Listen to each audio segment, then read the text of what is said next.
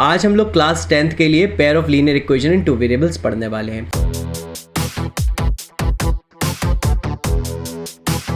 तो नमस्कार मेरे प्यारे स्टूडेंट्स, स्वागत है आपका आपके अपने चैनल आपके मास्टर साहब पर। तो आज हम लोग क्लास 10th के लिए pair of linear equation in two variables पढ़ने वाले हैं। तो सबसे पहले हम लोग ये जान लेते हैं कि linear equation in two variables होती क्या है। तो अगर मैं आपसे बात करूं एक ऐसे इक्वेशन की जैसे लिखा है 5x + 2y = 6, तो ये हमारे पास में क्या है, ये एक इक्वेशन है जहाँ पे आपको दो वेरिएबल्स दिखाई दे रहे होंगे, राइट। तो यहाँ पे वेरिएबल्स कितने हैं भाई, यहाँ पे वेरिएबल्स 2 हैं और इस इक्वेशन में इस वेरिएबल्स की जो डिग्री है यानी कि जो हाईएस्ट पावर है वो भी 1 है। तो ऐसे इक्वेशन जिनका वेरिएबल का हाईएस्ट पावर 1 होता है, जिनका डिग्री 1 होता है, उनको हम लोग बोलते हैं लीनियर इक्वेशंस, राइट। तो अब हमारे पास में ये क्या हो गया, linear equation in two variables हो गया। तो ऐसे दिखते हैं linear equation in two variable, जहाँ पे आपके पास दो वेरिएबल्स होंगे और उन इक्वेशंस का डिग्री कैसा होगा, 1 होगा, तो उन्हें आप बोलेंगे linear equation in two variable. For example अगर मैं general linear equation in two variable लिखूँ तो वो कुछ ऐसा दिखाई देगा, ax + by + c = 0, राइट। यहाँ पर आपके x और y आपके क्या होंगे, ये आपके वेरिएबल्स होंगे, राइट। और जो आपका a b और c हैं ये आपके कांस्टेंट होंगे, राइट। तो ये आपके कांस्टेंट्स होंगे और x और y आपके यहाँ पे क्या होंगे, वेरिएबल्स होंगे। तो ये हो जाएगा आपका linear equation in two variables, right. अब अगर मैं pair of linear equation in two variables की बात करूं, मतलब आपके पास में दो लीनियर इक्वेशंस दिए होंगे इन टू वेरिएबल जिनको हमको डील करना होगा, जिनको हमें सॉल्व करना होगा और उनके बारे में हमको बताना होगा। तो इस चैप्टर का नाम है pair of linear equation in two variables, मतलब हमारे पास linear equation in two variable का एक पेयर दिया होगा, यानी कि दो linear equation in two variables दिए होंगे। फॉर एग्जाम्पल जैसे मैंने ले लिया x + y = 6 and x - y = 2। तो यहाँ पे आपके पास में दो लीनियर इक्वेशन हो गए टू वेरिएबल्स में और हमारे पास में इसी को क्या बोला जाएगा, pair of linear equation in two variables. अगर इनको जनरल फॉर्म में लिखना है तो लिखेंगे a1x + b1y + c1 = 0 and a2x + b2y + c2 = 0। तो ये क्या हो गया, ये आपका pair of linear equation in two variables हो गया, राइट। तो चलिए आगे बढ़ते हैं। अब हमको देखना है graphical method of solution of a pair of linear equation in two variables, right. But मैंने यहाँ पे पेयर ऑफ लीनियर इक्वेशन नहीं लिया है, मैंने सिंगल इक्वेशन लिया है, क्योंकि मैं आपको पहले ये बता दूं कि एक इक्वेशन का लीनियर इक्वेशन टू वेरिएबल्स का ग्राफ कैसे प्लॉट होता है। हालांकि ये आपने क्लास 9th में पढ़ा होगा, बट आप इसको थोड़ा सा और एक बार समझ लें अच्छे से, राइट। अगर आपके पास में एक लीनियर इक्वेशन टू वेरिएबल दी है, फॉर एग्जाम्पल x + y = 6, तो अगर मैं आपसे बात करूं कि इसके कितने सॉल्यूशंस होंगे, तो इसके इनफिनाइट सॉल्यूशंस होंगे। इसके कितने सॉल्यूशन होंगे, इनफिनाइट सॉल्यूशन। वो कैसे, जैसे अगर मैं x का वैल्यू 1 ले लूं तो y का वैल्यू 5 ले लेता हूं, राइट। तो ये जो x का वैल्यू 1 है और ये y का वैल्यू 5 है, अगर इसको इक्वेशन में सेटिस्फाई करके देखें तो इस इक्वेशन को ये क्या करेगा, सेटिस्फाई करेगा। मतलब 1 + 5 की अगर मैं बात करूं तो वो आपको क्या देगा, 6 देगा, राइट। तो हमारे पास में ये जो x और y का वैल्यू इस इक्वेशन को सेटिस्फाई कर रहा है। अब ऐसे और कितने पेयर हो सकते हैं x और y के जो इस इक्वेशन को सेटिस्फाई करें, तो लेट्स फाइंड आउट। जैसे मैंने मान लीजिए x को 2 ले लिया तो y हमारा 4 हो जाएगा। तो हमारे पास 2, 4 भी क्या करेंगे, इस इक्वेशन को सेटिस्फाई करेंगे। मतलब x का वैल्यू 2 और y का वैल्यू 4 भी इस इक्वेशन को सेटिस्फाई करेगा। अगर मैं 3 ले लूं और y का वैल्यू भी 3 ले लूं तो x का वैल्यू 3 और y का वैल्यू भी 3 भी इसको क्या करेगा, इक्वेशन को सेटिस्फाई करेगा। ऐसे अगर आप इसके सॉल्यूशंस निकालने बैठेंगे तो इसके इनफिनाइट सॉल्यूशंस आ जाएंगे। बात समझ में आए। और इन सारे सॉल्यूशंस को अगर हम ग्राफ पे प्लॉट कर लें तो वो हमारे पास में इस लीनियर इक्वेशन का क्या हो जाएगा, ग्राफिकल रिप्रेजेंटेशन हो जाएगा। मतलब इन सॉल्यूशंस को ग्राफ पे अगर आप प्लॉट कर लेते हैं सारे सॉल्यूशंस को, तो वो इस लीनियर इक्वेशन का क्या हो जाएगा, ग्राफिकल रिप्रेजेंटेशन हो जाएगा। और एक linear equation in two variable का ग्राफिकल रिप्रेजेंटेशन हमेशा एक स्ट्रेट लाइन ही आता है, राइट। तो ये बात याद रखेंगे कि हमेशा एक लीनियर इक्वेशन टू वेरिएबल का ग्राफिकल रिप्रेजेंटेशन कैसा होगा, हमेशा एक स्ट्रेट लाइन होगा। तो चलिए इसका ग्राफिकल एक हम लोग रिप्रेजेंटेशन देख लेते हैं, राइट। तो बेटा यहाँ पर हमारे पास में हमारा जो इक्वेशन है x plus Y is equal to 6 है, तो x plus Y equal to 6। अब इसको ग्राफिकली अगर हमको बनाना है, ग्राफिकली रिप्रेजेंट करना है, तो हम लोग यहाँ पे किसी एक वेरिएबल को सब्जेक्ट ऑफ द फॉर्मूला बना लेंगे। तो मैं यहाँ पे क्या करता हूँ, x को सब्जेक्ट ऑफ द फॉर्मूला बना लेता हूँ, तो इक्वेशन हो जाएगी 6 माइनस वाई, राइट। तो x इज इक्वल टू क्या आ गया हमारा, 6 माइनस वाई आ गया। अब यहाँ पर हम क्या करेंगे, हम यहाँ पर y का वैल्यू हम लोग पुट करेंगे और x के वैल्यू निकालते जाएंगे। तो इस कंडीशन में x जो वेरिएबल है हमारा कहलाता है डिपेंडेंट वेरिएबल और y कहलाता है इंडिपेंडेंट वेरिएबल, क्योंकि y के आप वैल्यू पुट करेंगे उसके ऊपर डिपेंड करेगा x का वैल्यू। मान लेते हैं अगर अपन y को सब्जेक्ट ऑफ द फॉर्मूला बनाते तो इक्वेशन होती 6 माइनस एक्स। तो यहाँ पर आपका y कहलाता डिपेंडेंट और x कहलाता इंडिपेंडेंट। तो आप यहाँ पे किसी को भी सब्जेक्ट ऑफ द फॉर्मूला बना सकते हैं, चाहे x को चाहे y को, राइट। तो मैं यहाँ पे किसको सब्जेक्ट ऑफ द फॉर्मूला बनाया है, मैंने x को सब्जेक्ट ऑफ द फॉर्मूला बनाया है। तो यहाँ पे मैंने x ले लिया और यहाँ y ले लिया। अब अगर मैं y का वैल्यू 1 पुट कर दूं तो हमारे पास x का वैल्यू कितना हो जाएगा, x का वैल्यू 5 हो जाएगा। अगर मैं y का वैल्यू 3 ले लूं तो x का वैल्यू कितना हो जाएगा, x का वैल्यू भी 3 हो जाएगा। तो चलिए हम लोग यहाँ पे इसको प्लॉट कर लेते हैं। ये मैंने ले लिया x एक्सिस और ये हमारे पास में x प्राइम हो गया यहाँ पे नेगेटिव साइड, और ये y ले लिया और यहाँ पे मैंने y प्राइम ले लिया नेगेटिव साइड, राइट। तो अब हमारे पास में जैसे 1 2 3 4 5 x एक्सिस पे जब हम लोग 5 चलेंगे और y एक्सिस पे हम लोग 1 चलेंगे तो पहला पॉइंट हमको मिल जाएगा। इसके कोऑर्डिनेट क्या हो गया हमारे पास 5,1, राइट। दूसरा पॉइंट है हमारा 3,3। तो x एक्सिस पे 3 चलिए, फिर y एक्सिस पे भी आप 3 चलेंगे। तो हमारे पास में इसको मैं मार्क कर देता हूँ 1 2 3 4 5 और यहाँ पे y एक्सिस पे भी मार्किंग कर देता हूँ। तो 1 2 3 4 एंड 5, राइट। अब आपने क्या किया, आप यहाँ पे चले तो x एक्सिस पे भी 3 चले और y एक्सिस पे भी 3 चले। अब आपको क्या करना है, आपको स्केल रखकर इन लाइंस को क्या कर देना है, ज्वाइन कर देना है। तो इस तरीके से हम क्या करेंगे, इनको ज्वाइन कर देंगे। अब मैंने यहाँ पे क्या हुआ, स्केल नहीं लिया है तो मे बी शायद ये थोड़ा सा टेढ़ा हो जाए, बट आप लोग इसको क्या करेंगे, स्केल से ज्वाइन करा देंगे इन दोनों पॉइंट्स को, राइट। तो यहाँ से ये इस तरह से हमारा लाइन बन जाएगा।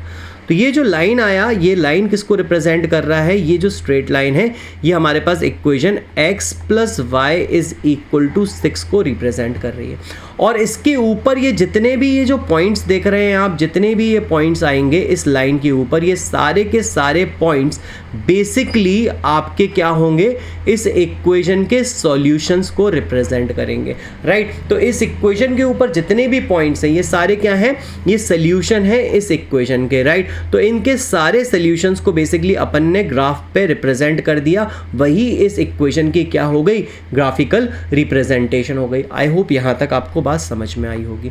चलिए अगला देख लें। अब यहाँ पे मैंने जो हमारे पास इक्वेशन लिया हुआ है ये है हमारे पास x plus Y is equal to 6 और x minus Y is equal to 4। तो इन दोनों इक्वेशन को हम लोगों को ग्राफिकली सॉल्व करना है। अब ग्राफिकली सॉल्व करने का क्या मतलब है आपको मैं समझाता हूँ। पहले मैं इस इक्वेशन के सारे सॉल्यूशंस को मार्क कर लूँ, यानी कि मैं इस इक्वेशन का ग्राफ प्लॉट कर लेता हूँ। तो इस इक्वेशन का ग्राफ प्लॉट करने के लिए हमको पता है क्या करना पड़ेगा, किसी एक वेरिएबल को सब्जेक्ट ऑफ द फॉर्मूला बनाना पड़ेगा। तो मैं x को बना लेता हूँ, यहाँ पे 6 माइनस वाई आ जाएगा। हम यहाँ पे x और y के दो वैल्यू निकाल लेंगे, x और y। मैंने y का वैल्यू यहाँ पे कितना पुट किया, 1 पुट किया, x का वैल्यू 5 आ गया। अब मैं x यहाँ पे y का वैल्यू 3 पुट करता हूँ, x का वैल्यू भी कितना आ जाएगा भाई, 3 आ जाएगा। तो इसके ग्राफ को प्लॉट कर लेते हैं।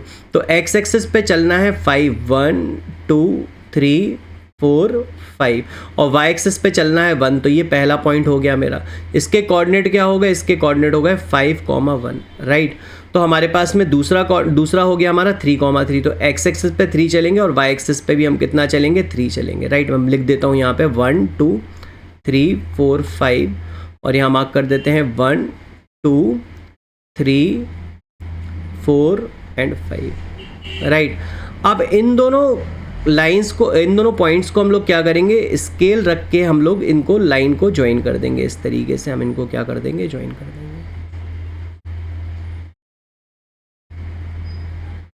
राइट। तो मैंने यहाँ पे ये क्या किया, मैंने इन पॉइंट्स को क्या कर दिया, ज्वाइन कर दिया, राइट। तो ये जो हमारे पास स्ट्रेट लाइन बन के आ गई, ये किसको रिप्रेजेंट करेगी, ये हमारे पास रिप्रेजेंट करेगी x plus Y is equal to 6 को। Is it clear? चलिए, अब जो नेक्स्ट लाइन है हमारे पास में वो हमारी है x minus Y is equal to 4। तो यहाँ पे भी मैं x को ही सब्जेक्ट ऑफ द फॉर्मूला बना लेता हूँ, तो ये हो जाएगा 4 प्लस वाई, है ना। x इज इक्वल टू क्या आ गया? 4 प्लस वाई आ गया। अब x equal to 4 plus Y के लिए भी हम लोग इस तरीके से यहाँ पे x और y के दो वैल्यूज निकाल लेते हैं। अब y का वैल्यू अगर मैं यहाँ पे 0 पुट करूँ तो x का वैल्यू कितना आएगा? 4 आ जाएगा। और अगर मैं y का वैल्यू यहाँ पर माइनस का 2 पुट करूँ तो x का वैल्यू कितना आ जाएगा? x का वैल्यू 2 आ जाएगा। तो पहला पॉइंट आ गया 4,0। तो x एक्सिस पे हम लोग चलेंगे 4 और y एक्सिस पे चलेंगे हम लोग 0, राइट। तो ये हमारा हो गया 4,0। और दूसरा हमारा हो गया 2,-2। तो x एक्सिस पे चलेंगे 2 और y एक्सिस पे चलेंगे माइनस का 2। तो माइनस का 2 कहाँ आएगा? ये माइनस का 1 हो गया और ये हमारा माइनस का 2 हो गया। तो x एक्सिस पे 2 और y एक्सिस पे माइनस का 2। तो ये हो गया हमारे पास पॉइंट। अब इनको हम क्या करेंगे? इन दोनों को पॉइंट्स को हम लोग ग्राफिक क्या कहते हैं, स्ट्रेट लाइन्स बना देंगे, राइट। यहाँ पे स्केल रखेंगे आप और यहाँ से आप इस स्ट्रेट लाइन को ज्वाइन कर देंगे कुछ इस तरह से। तो ये जो हमारे पास स्ट्रेट लाइन आ गई, ये हमारे पास रिप्रेजेंट कर रही है किसको? x minus Y is equal to 4 को, राइट। अब जितने भी पॉइंट्स इस सेकंड वाली लाइन के ऊपर आए होंगे वो सारे के सारे पॉइंट्स क्या होंगे? इस इक्वेशन के सोल्यूशन होंगे, सेकंड वाली इक्वेशन के सोल्यूशन होंगे, इसके सोल्यूशन होंगे। और जितने भी पॉइंट ये जो पहली वाली हमारी लाइन आई है उसके ऊपर आ रहे होंगे वो सारे के सारे पहली इक्वेशन के सोल्यूशन होंगे। बोलो हाँ या ना। तो ये जो हमारे पास में है ये वाला ग्राफ, ये हमारे पास में सेकंड इक्वेशन के सॉल्यूशंस को रिप्रेजेंट कर रहा है और जो ये येलो वाली लाइन है वो हमारे पास में पहली इक्वेशन के सॉल्यूशंस को रिप्रेजेंट कर रही है। बट हमको यहाँ पे एक ऐसा पॉइंट चाहिए है जो इन दोनों इक्वेशंस को सेटिस्फाई करे, यानी दोनों इक्वेशंस का सॉल्यूशन हो। तो वो तो इनका पॉइंट ऑफ इंटरसेक्शन होगा ना भाई। अब जो इनका पॉइंट ऑफ इंटरसेक्शन है, जो यहाँ पे ये पॉइंट ऑफ इंटरसेक्शन है, ये जो पॉइंट ऑफ इंटरसेक्शन आया इन दोनों का, ये एक ऐसा पॉइंट है जो येलो वाली और ब्लू वाली दोनों लाइन के ऊपर लाई कर रहा है। यानी कि इस पॉइंट के जो कोऑर्डिनेट्स होंगे बेसिकली वो फर्स्ट इक्वेशन और सेकंड इक्वेशन दोनों को सेटिस्फाई करेंगे, तो वो आपका क्या हो जाएगा? सॉल्यूशन हो जाएगा। तो ग्राफिकल सॉल्यूशन करने के लिए आपको क्या करना होगा? एक ही ग्राफ पेपर के ऊपर आपको क्या करना है? एक ही ग्राफ पेपर के ऊपर आपको दोनों लाइंस के क्या कर देने हैं? सॉल्यूशंस को मार्क कर देना है। बात समझ में आया? तो आपको एक ही ग्राफ पेपर के ऊपर दोनों लाइंस के ग्राफ प्लॉट कर देने हैं और जिस पॉइंट पर वो इंटरसेक्ट करते हैं वो हमारे पास में क्या हो जाता है? उस इक्वेशन का सॉल्यूशन हो जाता है। आई होप आपको यहाँ तक बात क्लियर हो गई होगी। बात समझ में आई? यहाँ तक बात समझ में आई? चलिए आगे बढ़ते हैं। अब जब आप ग्राफ प्लॉट करेंगे बेटा, तो आपके पास में जब आप एक ही ग्राफ पेपर के ऊपर दो इक्वेशन के, दो लीनियर इक्वेशन, टू वेरिएबल्स के ग्राफ प्लॉट करेंगे, जैसे for example a1x plus b1y plus c1 equal to 0 और a2x plus b2y plus c2 equal to 0। अब मान लो इन दोनों इक्वेशंस का ग्राफ आपने प्लॉट कर दिया एक ही ग्राफ पेपर पर और ये इंटरसेक्ट कर गया किसी पॉइंट पे। तो जिस पॉइंट पे ये इंटरसेक्ट करेगा, पॉइंट ऑफ इंटरसेक्शन, वो आपका क्या होगा? सॉल्यूशन होगा। बात समझ में आया? और यहाँ पे क्योंकि ये दोनों लाइन सिर्फ एक ही पॉइंट पे इंटरसेक्ट कर रही हैं, इंटरसेक्टिंग लाइंस बन जाती हैं मान लो, तो हमारे पास एक ही पॉइंट पे इंटरसेक्ट करेंगी। अब मान लीजिए आपने पहली वाली इक्वेशन का ग्राफ प्लॉट किया और दूसरी वाली इक्वेशन का ग्राफ प्लॉट किया और ये दोनों एक ही पॉइंट पे इंटरसेक्ट कर रहे हैं, तो इसका क्या होगा? ये जो पॉइंट ऑफ इंटरसेक्शन होगा ये तो हमको पता है इसका सोल्यूशन होगा और यहाँ पे सिर्फ एक ही सोल्यूशन होगा, तो ये कहलाएगा यूनिक। ये इसका यूनिक सॉल्यूशन हो जाएगा। बात समझ में आए? यहाँ पे सिर्फ एक ही सॉल्यूशन आएगा अगर लाइन इंटरसेक्टिंग है।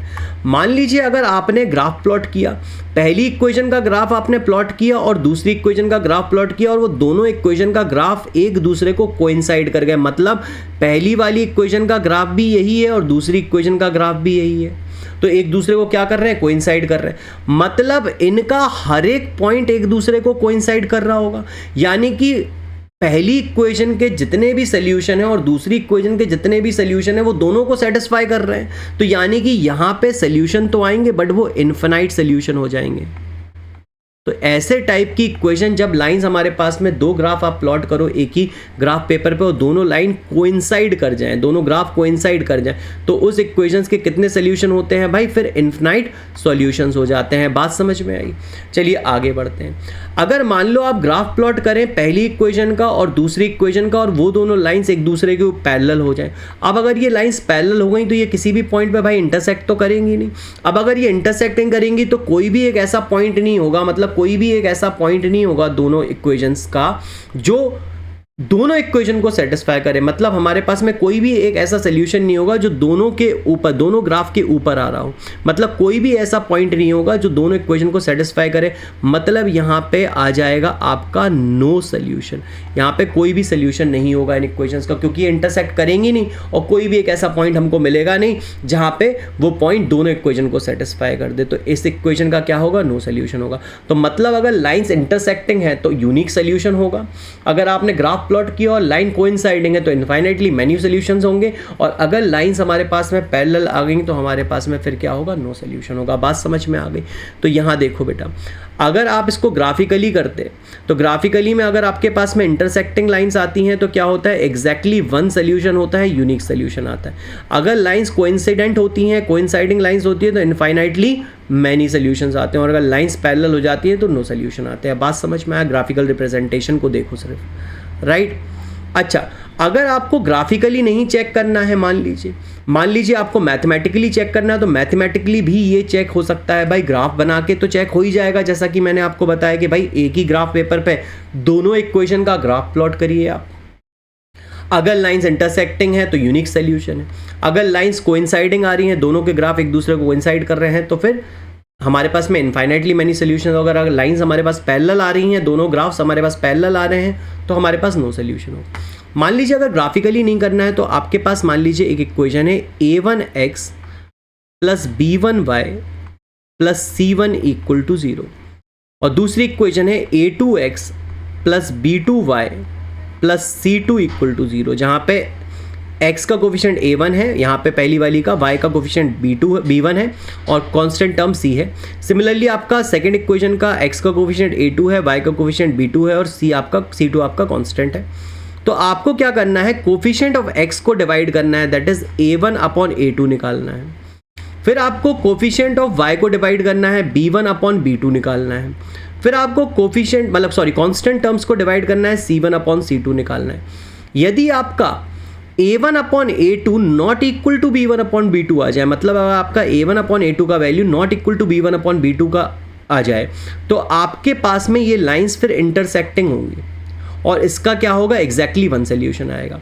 अगर आपके पास में a1 upon a2 equal to b1 upon b2 आ जाए और equal to c1 upon c2 आ जाए, तो आपकी कोइंसिडेंट लाइंस होंगी। बात समझ में आया?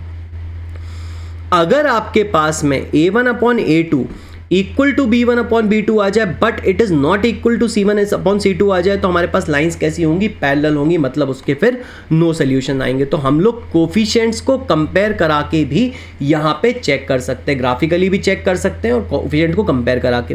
तो एग्जाम में अगर आपके पास पूछ लिया जाए कि भाई कोफिशिएंट्स को कंपेयर करा के बताओ, तो आप बता दोगे। अगर वो आपसे कह दे ग्राफिकली बताओ, तो ग्राफ पेपर पे आप उसका सोल्यूशन बना के बता दोगे। तो इस तरह से हम लोग निकाल सकते हैं कि भाई हमारे पास में एग्जैक्टली वन सोल्यूशन आएगा, इनफाइनाइट सोल्यूशंस आएंगे या फिर नो सोल्यूशंस आएंगे। बात समझ में आया? अच्छा, एक और बात हम लोग यहाँ पे समझ लें कि जब कभी भी हमारे पास में सोल्यूशन आ जाते हैं, चाहे फिर वो यूनिक सोल्यूशन आए या फिर इनफाइनाइटली मैनी सोल्यूशन आए, हम सिस्टम ऑफ लाइंस को उस समय पे बोल देते हैं कंसिस्टेंट। बात समझ में आया? क्या हो जाती हैं? वो कंसिस्टेंट सिस्टम कहलाते हैं। और अगर हमारे पास नो सोल्यूशन आता है तो फिर हम लोग उसको बोलते हैं इनकंसिस्टेंट। बात समझ में आया? अगर सोल्यूशन आएगा तो पेयर ऑफ लीनियर इक्वेशंस को हम क्या बोलेंगे? सिस्टम को कंसिस्टेंट बोलेंगे। अगर सोल्यूशन नहीं आएगा तो हम उसको बोलेंगे इनकंसिस्टेंट है ये सिस्टम। बात समझ में आया? अब अगर एल्जेब्रिकली हम लोग को उसको सॉल्व करना हो लीनियर इक्वेशन टू वेरिएबल्स को, भाई अभी तो हमने ग्राफिकली सॉल्व किया, ग्राफ पेपर पे हमने प्लॉट किया था, इंटरसेक्शन हो रहा था, पॉइंट ऑफ इंटरसेक्शन मिला, सोल्यूशन निकाल लिया था, तो ग्राफिकल हो गया था। अब अगर आपको ग्राफिकली सॉल्व नहीं करना है, आपको उसको कैसे सॉल्व करना है? एल्जेब्रिकली। तो there are two methods to solve it. तीसरा मेथड भी था क्रॉस मल्टीप्लिकेशन का, बट अब वो सिलेबस से हट गया, इसलिए मैंने उसको यहाँ पे नहीं लिया। तो हमारे पास दो मेथड आते हैं, एक सब्स्टिट्यूशन मेथड कहलाता है और दूसरा कहलाता है एलिमिनेशन मेथड। तो चलिए हम लोग एक क्वेश्चन को सब्स्टिट्यूशन मेथड से सॉल्व करके देख लेते हैं। तो यहाँ पे हमारे पास जो दो इक्वेशंस दिए हुए हैं वो हैं 7x minus 15y is equal to 2, और जो हमारा सेकेंड इक्वेशन है वो हमारा क्या है, x plus 2y is equal to 3। तो बेटा क्या करना होता है यहाँ पे, ये हमारा इक्वेशन 1 हो गया और ये हमारा इक्वेशन 2 हो गया। आप किसी भी एक इक्वेशन से किसी एक वेरिएबल का वैल्यू दूसरे वेरिएबल के टर्म्स में निकाल लेंगे और उसको किसी दूसरी इक्वेशन में फिर क्या कर देंगे, सब्स्टिट्यूट करेंगे। जैसे फर्स्ट इक्वेशन से मान लीजिए मैंने एक वेरिएबल का वैल्यू निकाल लिया दूसरे वेरिएबल के टर्म्स में, उसको मैं सेकंड इक्वेशन में सब्स्टिट्यूट कर दूंगा और उसका सॉल्व कर लूंगा। तो इसी वजह से इस मेथड को क्या कहा जाता है, सब्स्टिट्यूशन मेथड। अब यहाँ पे मैं देख पा रहा हूँ कि सेकंड इक्वेशन में x का वैल्यू निकालना ज़्यादा आसान है, तो हम लोग सेकंड इक्वेशन से x को सब्जेक्ट ऑफ द फॉर्मूला बना लेते हैं और इसका वैल्यू निकाल लेते हैं y के टर्म्स में। तो आ जाएगा 3 माइनस 2y। तो x का वैल्यू हमारा कितना आ गया, 3 माइनस 2y आ गया। अब हम क्या करेंगे, इस x के वैल्यू को फर्स्ट इक्वेशन में सब्स्टिट्यूट कर देंगे। तो ये आ जाएगा 7 into 3 minus 2y minus 15 is equal to 2। तो बेटा इसको सॉल्व करेंगे तो ये आ जाएगा 21 minus 14y minus, sorry 15y था ये, minus 15y right is equal to कितना आ गया, यहाँ पे 2 आ गया। अब बेटा ये जो 21 है वो उस साइड चले जाएगा तो हो जाएगा माइनस का 14 और माइनस का 15, आप ये दोनों ऐड कर देंगे तो आप ये हो जाएगा माइनस का 29y इज इक्वल टू 21 उस साइड जाएगा तो ये हो जाएगा 2 माइनस 21, जो कि आ जाएगा हमारे पास माइनस का 19। Is it clear? और यहाँ पे माइनस का 29y, तो यहाँ से y का वैल्यू कितना आ गया, माइनस का 19 अपॉन 29 माइनस का, राइट, माइनस से माइनस कट जाएगा तो y का वैल्यू कितना आ जाएगा, ये आ जाएगा 19 अपॉन 29। Is it clear? तो यहाँ से हमारे पास y का वैल्यू मिल गया। अब इस y के वैल्यू को आप वापस से क्या करो, इस सेकंड इक्वेशन में सब्स्टिट्यूट कर दो। तो x is equal to 3 minus, अब ये कितना हो जाएगा 2 इंटू, यहाँ पे y का वैल्यू रख देंगे, दैट इज 19 अपॉन 29। तो ये आ जाएगा x is equal to 3 minus, अब 2 इंटू 19 करेंगे तो ये हमारे पास में कितना आ जाएगा, ये आ जाएगा 38 अपॉन 29। अब आप इसको सॉल्व कर लेंगे तो यहाँ से आपको x का वैल्यू भी मिल जाएगा। तो ये हमारे पास क्या आ गया, x और y का वैल्यू आ गया बाय सब्स्टिट्यूशन मेथड। चलिए आगे बढ़ते हैं। अब दूसरा मेथड कहलाता है एलिमिनेशन मेथड। तो एलिमिनेशन मेथड में क्या करना होता है, आपके पास दो इक्वेशंस गिवन है, एक है हमारा 7x minus 15y is equal to 2 और दूसरा इक्वेशन है आपका x plus 2y is equal to 3, right. अब आपको क्या करना है, एलिमिनेशन मेथड के लिए आपको अप्लाई करने के लिए इसमें क्या करना होता है, इसमें किसी एक वेरिएबल का कोफिशिएंट सेम बनाना होता है, राइट। यहाँ पे किसी एक वेरिएबल का कोफिशिएंट सेम बनाना होता है। जैसे फॉर एग्जांपल मेरे को मान लीजिए x वेरिएबल का कोफिशिएंट सेम करना है, तो मैं यहाँ पे देखूंगा कि यहाँ पे कितना है, 7 है, 7x है और यहाँ पे x है। हालांकि आपको समझ में आ रहा होगा, सिंपली के 7 से मल्टीप्लाई कर दे नीचे वाली इक्वेशन को तो आपका काम हो जाएगा। बट हम लोग यहाँ पे जनरली करते क्या है, जैसे यहाँ पे तो सेम है तो हम आपको बता दें कि यहाँ पे हम इन दोनों नंबर्स का क्या ले लेते हैं, एलसीएम। यहाँ पे तो एलसीएम 7 आएगा और 7 को फिर चेक करेंगे इसमें कितनी बार जाएगा, 1 टाइम। तो इस इक्वेशन को आप क्या करेंगे, 1 से मल्टीप्लाई करेंगे दोनों हैंड साइड पे, और ये वाली इक्वेशन में आप चेक करेंगे कि x का कोफिशिएंट यहाँ पे कितना है, 1। तो 7 में यानी एलसीएम में आपका 1 कितनी बार जाता है, 7 टाइम्स। तो आप यहाँ पे क्या करेंगे, इस इक्वेशन को दोनों साइड 7 से मल्टीप्लाई करेंगे। इससे क्या होगा, एक वेरिएबल का कोफिशिएंट सेम हो जाएगा। तो इक्वेशन हो जाएगी 7x minus 15y is equal to 2 और ये वाली इक्वेशन हो जाएगी 7x plus 14y is equal to 3 7 जा 21। अब आपको क्या करना है, आपको इन इक्वेशन को सब्ट्रैक्ट या ऐड कर देना है, जिससे कि ये जो एक वेरिएबल जिसका कोफिशिएंट आपने सेम बनाया था वो एलिमिनेट हो जाए। तो यहाँ पे मैं इक्वेशन को सब्ट्रैक्ट कर दूंगा, नीचे वाली इक्वेशन को क्या कर दूंगा, सब्ट्रैक्ट, जिससे कि सारी चीज़ों के साइन चेंज हो जाएंगे और इनको सब्ट्रैक्ट करोगे तो ये दोनों कट जाएंगे, राइट, प्लस और माइनस का, और ये माइनस माइनस का आएगा तो ये कितना हो जाएगा, माइनस का 29y इज इक्वल टू कितना आ जाएगा, माइनस का 19। तो यहाँ से y का वैल्यू क्या आ गया, ये माइनस से माइनस भी काट दो भाई, तो ये आ गया 19 अपॉन 29। अब ये y का वैल्यू उठा के हम किसी भी इक्वेशन में सब्स्टिट्यूट कर देंगे, हमारा आंसर आ जाएगा। तो x प्लस 2 टाइम्स y, मैं सेकेंड इक्वेशन में सब्स्टिट्यूट कर रहा हूँ y का वैल्यू, तो जो कितना आया था 19 अपॉन 29 इज इक्वल टू कितना आया 3, राइट। तो हमारे पास में x प्लस ये कितना आ गया भाई, हमारे पास आ गया 38/29 इज इक्वल टू 3। तो x का वैल्यू कितना आ जाएगा 3 माइनस 38/29। अब आप इसमें x को सॉल्व कर लेंगे एलसीएम लेके और आपका आंसर आ जाएगा। आई थिंक आपको यहाँ तक बात क्लियर हो गई होगी। तो ये हमारा था एलिमिनेशन मेथड, जिसमें आपको क्या करना है, एक वेरिएबल के कोफिशिएंट को सेम बना देना है, फिर इक्वेशन को ऐड या सब्ट्रैक्ट कर लेना है। तो चलिए, आई होप आपको ये जो टॉपिक था लीनियर इक्वेशन टू वेरिएबल्स अच्छे से समझ में आ गया होगा। और अब आप मेरे चैनल को जल्दी से सब्सक्राइब कर लीजिए और लाइक बटन को हिट करिए, राइट।